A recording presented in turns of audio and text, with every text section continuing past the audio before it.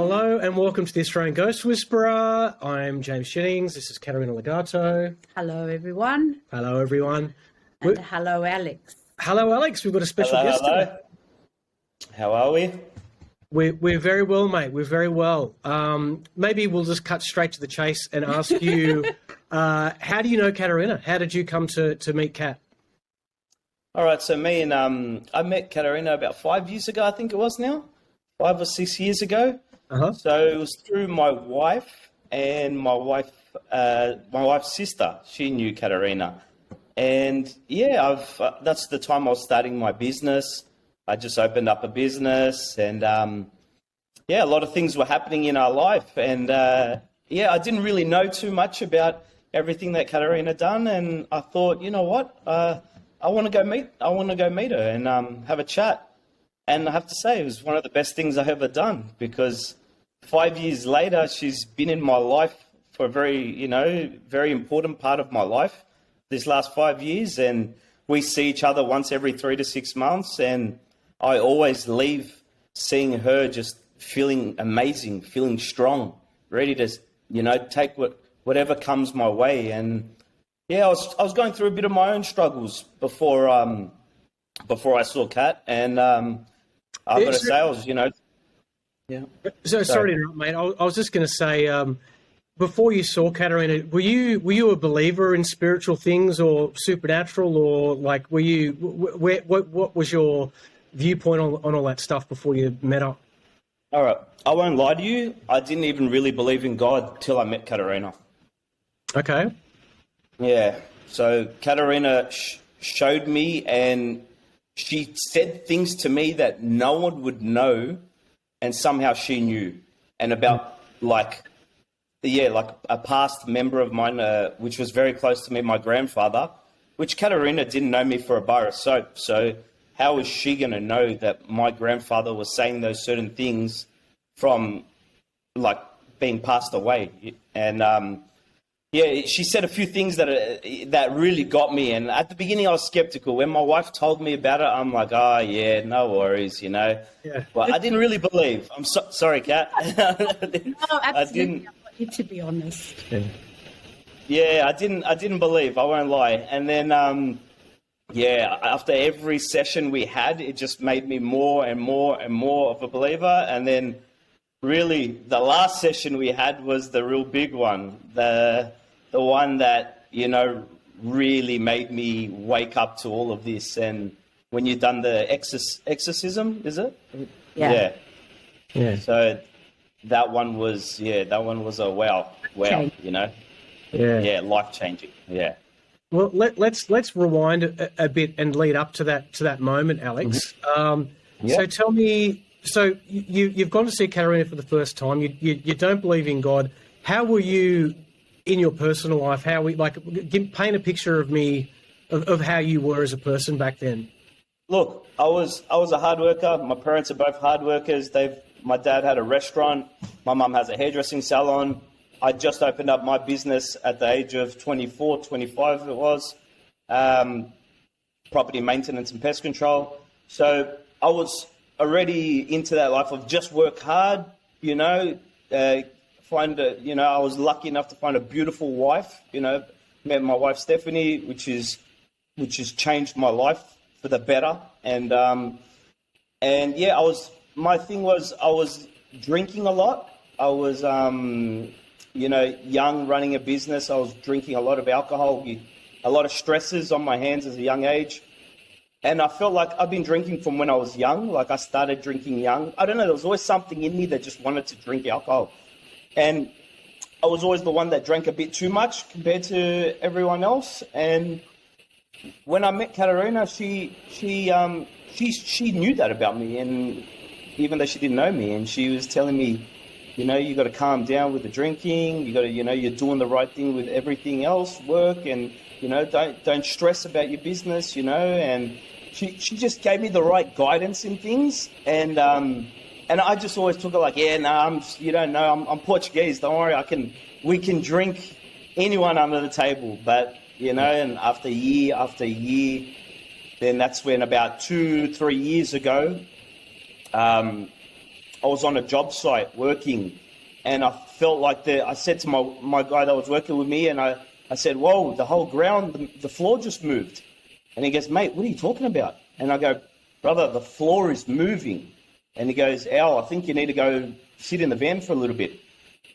I go, what's going on? I went, sat in the van, and I still feel like my whole head was spinning, everything. I went and had a lay down in the van. Still weren't getting better. So I go, you know what? I got to go home. I went home. I fell asleep. I woke up 2 days later.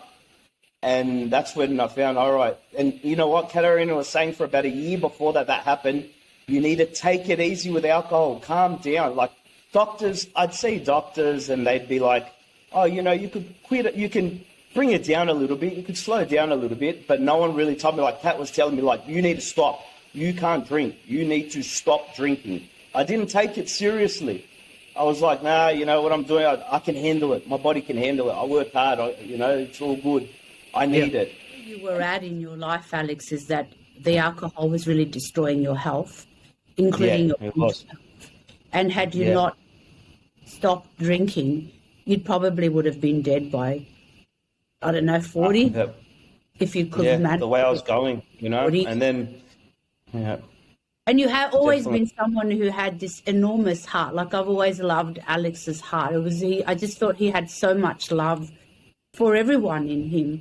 But I could see that the alcohol was disconnecting you from your heart. It was disconnecting you from God. And it was destroying you spiritually and physically, which is why I kept insisting that you really needed to address the alcohol in your life, because it was just really destroying you on so many levels.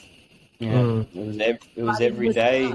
You were basically drinking all the time by that stage. Yeah, every day from 2 o'clock to sleep. Yeah. Right. So when you went to see Caterina, was it because you felt the drinking was a problem, or was there something else that you? Oh, look, I don't know. I felt like I was a little bit depressed. I had a lot of when you're drinking a lot, you're working hard, you're trying to do life, marriage. Oh, I got married at 20. I got married young, 4 years ago. So I was 27 when I got married. So, maybe to a lot of people that's not young, but we're doing a lot of things. We're building a business. I was, sometimes my mind would play tricks with me, and I was mentally not coping. And then when we got married, so what happened was, I was already a bit, in life. I was always, I don't know. I was dragging yourself through life, really. Pardon? You were dragging yourself through life, almost waiting it was just drink and the next drink so you could feel better and get to the next stage of your life. Exactly. I just constantly kept drinking to make me feel better, because when you're drunk, you're happy and this and that. But really, it was just masking everything. And then whenever I'd go see Caterina, I just felt so much better. She'd give me clarity of what's going on. She'd give me clarity of my path, of, the person I am. And, as much as you hear from your mum and dad that, you're a great person and blah, blah, blah, blah. I don't know, for some reason, something in my head always was telling me the opposite. And I felt like I was never doing good enough. Doesn't matter, you'd buy one car, it still wasn't good enough. I wanted more, and I wanted more, and I wanted more. But all this wanting more, it's all bullshit. True happiness is within. Within, bravo. And then what happened was, me and my beautiful wife wanted to start a family. So we tried for a kid. We had a miscarriage, and we hear, miscarriage is it's a common thing, it is what it is. But my wife has never drank, has never taken drugs, has never done anything. She's healthy as anything. So, who's the person that's got all the poison in them? Me, and then my wife had another miscarriage and another miscarriage. And now at the beginning of this year, another miscarriage. And every miscarriage she's had has given me more strength to be a healthier, better person. Now I haven't drank for 2 years. And honestly, I wouldn't be able to do this without Caterina, because as much as everyone, like everywhere you go, there's always social. Everyone's social to have a drink together, have good times. And, you know, for someone who's an alcoholic, that's, you know, for a normal person who drinks normally, they're like, that's not a problem. You know, they'll go anywhere, have a couple of drinks, and then the rest of the week not drink anything. But for me, it's to go anywhere at the beginning and not drink was like, it was scary. It was like, what do you do then? All I've ever known is to get drunk at events. And then I started getting loud and too rowdy, and I just needed a change. And honestly, seeing Caterina and showing me and just talking about things that no one could see other than her, communicating through to my grandfather, which I look at my grandfather like, you know, I spent a lot of my younger life at my grandparents' house. You know, they helped out a lot with when mum and dad were working and all that. And my grandfather was, you know, he's a strong man. He's had 10, 11 kids. And, for him to communicate with me through Caterina was amazing, especially for someone who didn't believe in God at one stage. So it kind of brought my faith out opened my eyes to a whole new thing. And really, and from that, like growing up, I was very angry and I don't know how to explain it. I was just an angry child, like a lot of anger. And every year of meeting Caterina, I've just become more happy, more let things go, and more loving and compassionate and what I should be, you know, a normal human being, not this angry, you know. And and it's funny because the last time I saw Caterina, it's now been 2 years I haven't drank, and for the first time in my life I've told myself, because I quit at the beginning for a year and then I relapsed, and because I always had it in my head, once my wife's pregnant, it's all good, then I can go back to drinking again. Right. But that's not the right thing to have in your head. The right thing to have in my head is, that's it, I'm done with drinking till you have it where you can be normal to drink. You can socialize and drink and not fiend to come home and drink more. And the last time I saw Caterina, I came in just for a healing because I love going to see her for a healing, because every time I go for a healing, I could feel like the whole world, the weight of the world's on my shoulders. When I go in there, I walk out feeling like I'm on a cloud, ready to take on anything. And as I sat down, she goes, "You're ready." And I go, "What do you mean you're ready?" She goes, "You're ready to let go of the demon." And I go, "What?" I go, "What are you talking about?" Instantly, as she said that, my hands jarred up like that. My hands jarred up, and I swear to you, I'm not lying. Like, this is not a joke. My hands just went like that, and this is why when anyone asks, I tell this story to you, if they don't, like, I can't even explain the feeling. My hands jarred up, and she just started. She had her wand out, and she started. She goes, "Time to release this demon within you. You tell him you don't want this demon inside of you. Tell him to get out of you." And I was starting to get scared because I couldn't move my hands. My hands were going, they were vibrating like I can't even explain this. Like this happened like 7 months ago, and I'm still freaking out about this. My hands were shaking, and I couldn't make a fist. And I started tearing it from my eyes, going, what the fuck is happening to me? What's going on? Like, she's on top. She's going, "Get this demon out of you. Like, be strong. Get it out of you. You're ready to let go." And I don't know how long this went for. I think it went for like 15, 20 minutes. I couldn't move my hands. And I go, "What's wrong with my hands?" She goes, "You've released. She's got this demon out of me." She goes, "Now lay on the bed. Lay down." And I go, I'm freaking out because I'm going, "Why is my hand still stuck like this?" She goes, don't worry. And she had her wand on top of my chest and doing all the points to get it out of me. And as I just started laughing and crying and laughing because my hands would come back, go, what the fuck just happened to me? And she goes, you've released the demon from within you. She goes, "This demon's been inside of you. This is the demon that you get from being the negativity, the alcohol, the hatred, the anger, all that shit you had inside of you. That was this bloody demon that was in you." And honestly, since that day, before, I have to say, about a year and a half before that, I was getting dizzy a lot too. I forgot to say, when I was going through the bad alcohol, and even when I stopped drinking for the whole year, I'd be somewhere and boom, it feel like the whole ground would just move, and I grabbed the wall And look, I'm sweating telling this story because it still is, I still can't believe what happened to me. I can't get over the hands. My hands were frozen shut. I thought that was it. Like I was, like that was it. It's hard to explain. Yeah, it's some crazy shit. It sure is. Yeah. Need some water. Yeah, drink some water. Yeah, because the demon was taking hold of him as I was trying to remove the demon from Alex. The demon had his like, I'm not letting Alex go. Like I could sort of feel what. I couldn't believe it. So angry, and that's why you were shaking.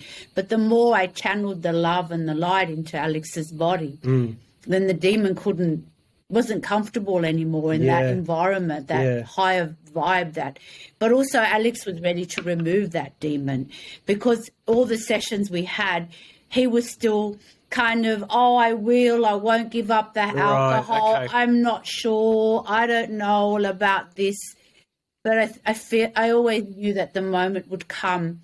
And I think everybody has inner demons within them, and it's 100%. You have to be fully ready to say, I am now changing my life. And I think somehow you had worked through a lot of your own personal issues and you were ready to turn it around. And so that demon was no longer wanted or needed by you, because it was just feeding off your energy. It was feeding off your misery.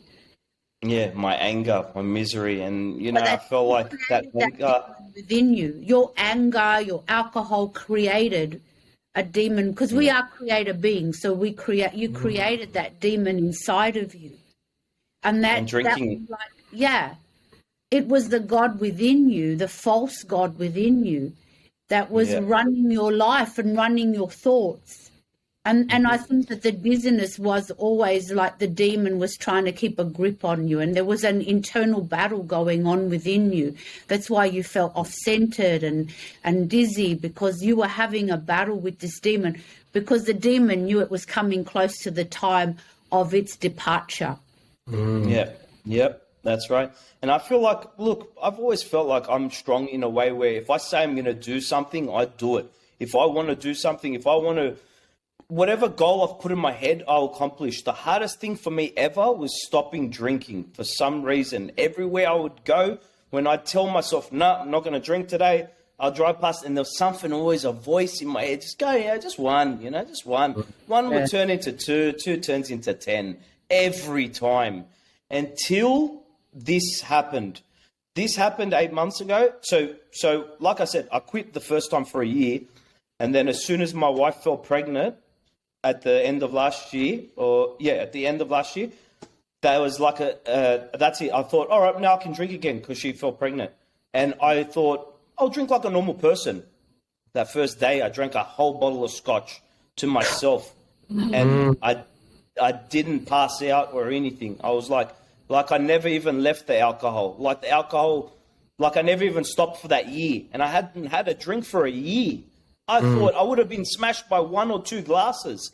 I nearly drank the whole bottle. There was like a little bit left in the bottle. And then I drank, a fair bit in that 3 months that my wife was pregnant. She had another miscarriage when we went to find out the gender. We went to find out the gender, and then she had a miscarriage on that day. And that was it. It broke my heart. And I spoke to Caterina about it. And she's like, darling, you've just got to let go of this alcohol. You've just got to have it in your head.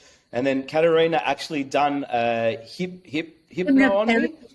For the hypnotherapy on me to stop, to not want to drink anymore. And for the first time in my life, I didn't get the urge after that hypno to drink. Like the first time when I quit, it was very hard that first year. But once I'd done this hypno, I felt like beautiful. Like I can now finally control this. And, just the other day, we had a christening and I had a couple glasses of wine. And this is the first time that I've had a couple glasses of wine and I didn't come home and want to drink the whole bottle of scotch or open up or have any drinks. And I was fine with it. And for the first time, I had 2 drinks. And the guy goes, would you like a third? And no one had to talk for me. Everyone looked like, come on, have a drink. And I go, no, I'm good. Like, I'm fine. And I've never felt this way, ever. Like, I've suffered with this my whole life. Like, a lot of events where I've been the loudest, the rowdiest, and what for? Like, you make a fool of yourself, you know what I mean? And yeah, like, honestly, like, my parents would always tell me, friends would tell me, my missus would tell me, and I was always just like, shut up, you're soft, you know, you can't drink like me or whatnot, until the sessions that I would have seeing Caterina, she really showed me, because of what she could see that I could not see, and she kept proving me, like, not wrong, but like, she kept showing me these things for years. And so now anything that she says to me is God, you know, that's Caterina is God, you know what I mean? Like, when she talks, that's it. Like, that's it, you know what I mean? So what she says, I took to the heart, and it sticks, it stays that way, you know what I mean? And it's made my life so much better. I'm happy. I'm never depressed anymore. Like, all right, we went through the miscarriage, but she shows me there's always a brighter light at the end of the tunnel. Me and my wife are good together. Part of an alcoholic father. That's exactly that. Child didn't want to be part of an alcoholic father, because then you would have passed that on to your children. So that cycle Exactly. needed to be broken. And sometimes God sends us very powerful lessons that can be very painful. But when you look back, you can see that was for the best. Because imagine you would have kept drinking and you would have passed on that habit to your own children. And if I have a son or a daughter, I don't want them to see. I don't want that. I don't want them to be embarrassed of their father. And also feel connected to God and feel connected to their divine selves. And now you can be this amazing dad. And now I'm healthy. I'm fit. I've been boxing for the last 6 to 8 months. I couldn't even drink like how I used to if I wanted to now, because I get my ass kicked in boxing. I'm on a new path of just, you know, and a path I should have been when I was 21. But you know what? It's taken a bit longer. I'm 30 now.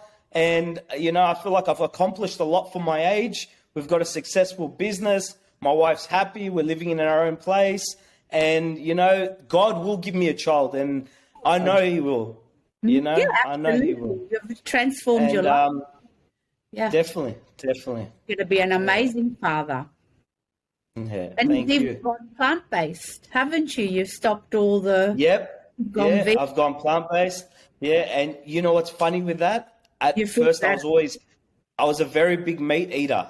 I was always, every Sunday, 1 kilo tomahawk on the barbecue, on the charcoal, and every Sunday. And then Kat was telling me about plant-based, vegan, and then I really looked into it. I've done my own research, and I can't believe how much better and even now that I've been plant-based now 6 months or five and a half months now, my recovery is so much faster from when I train. I got so much more energy. I get up every day at 5 o'clock. I train. I go to work at 7. I work till 5. I come home. I do the paperwork. I've still got energy. Before, I used to get home at 4 and need to drink 3-4 glasses of scotch to get through all the paperwork. I don't drink like that anymore. I don't, you know, now when the next event, I'll have a couple glasses of wine. That's it. You know, like, yeah, doing things normal, you know, like how I should have been doing. Yeah, that sounds like your life has done a complete a clean 180. Like it sounds like it's just completely changed. Yeah, 100% for the better. Yeah. And I have to owe it to this woman here, Caterina, because without her, pleasure. I don't think I would have done it. I think you always had it in you. I just helped to bring it out. Yeah. You always had it in you to be an amazing human being, and you are. Thank you. And you guys are going to make amazing parents. Yeah, definitely. It's going to be good. Well, Alex, thank you so much for sharing that with us and being so open and honest with your journey and what's been happened to you over the last few years. Like we really appreciate you coming on the show and sharing that with us. Thank you. Thanks for having me, guys.